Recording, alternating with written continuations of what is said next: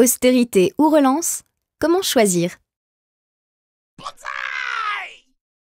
Pour diminuer le poids de sa dette par rapport à son PIB, un État peut mener soit une politique d'austérité, soit une politique de relance, en faisant varier ses dépenses et ses impôts. Ce choix est influencé par la valeur d'un indicateur appelé multiplicateur. Pour certains économistes comme Keynes, ce multiplicateur est forcément supérieur à 1.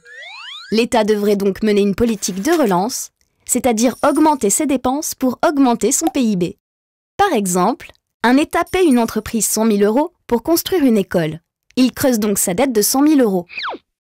Sur les revenus versés par l'entreprise à ses salariés ou ses fournisseurs, 20% seront épargnés et 80% seront consommés pour acheter des biens ou des services, soit 80 000 € de dépenses supplémentaires.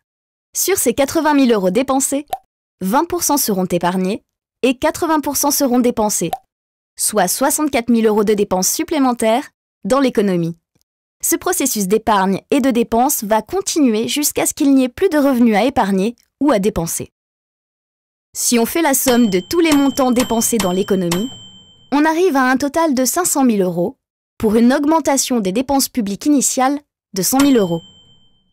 L'augmentation des dépenses publiques, et donc de la dette, a entraîné une augmentation des dépenses privées et a conduit à une augmentation encore plus forte du PIB de l'État.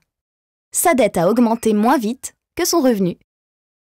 Pour d'autres économistes, le multiplicateur est inférieur à 1. En effet, selon eux, lorsqu'un État augmente ses dépenses, les ménages subissent ou redoutent l'augmentation des impôts. Ils vont donc préférer épargner leur supplément de revenus plutôt que le dépenser. Cet argent ne sera pas réinjecté dans l'économie et l'augmentation des dépenses publiques conduira à une baisse ou à une augmentation moins forte des dépenses privées. La dette de l'État augmentera alors plus vite que son revenu.